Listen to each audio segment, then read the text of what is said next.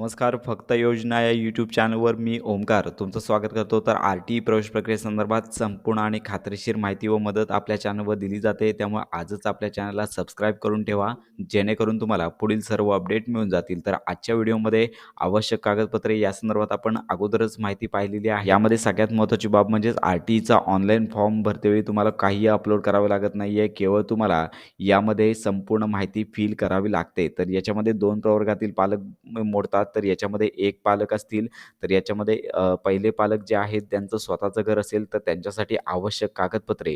तर याच्यामध्ये पाहू शकता की सन 2024-25 म्हणजेच पाहू शकता की आता यामध्ये बदल होईल.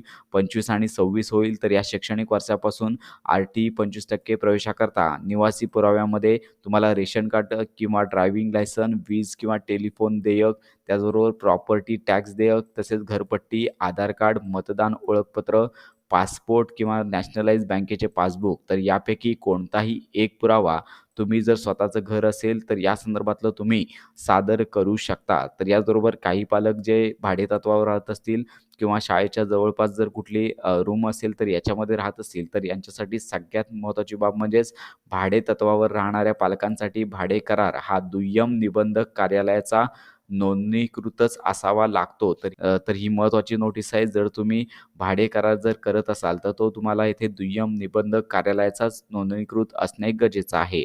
आणि यामध्ये भाडे करार हा फॉर्म भरण्याच्या दिनांकाच्या पूर्वीचा असावा व त्याचा कालावधी 11 महिन्यांचा किंवा त्यापेक्षा जास्त कालावधीचा असणे गरजेचं आहे. तर ऑनलाईन फॉर्म साधारणतः जानेवारी महिन्यामध्ये सुरू होणार आहेत. त्यामुळे जानेवारी महिन्यापूर्वीचा ऑनलाईन फॉर्म सुरू होण्यापूर्वीपासून 11 महिन्यांच्या कालावधीचा हा भाडे करार असला पाहिजे. त्याचबरोबर पाहू शकता की जे पालक रहिवासी पुरावा म्हणून भाडे कराराची प्रत जोडतील, त्यांची कोणत्याही टप्प्यावर पडताळणी करण्यात येईल.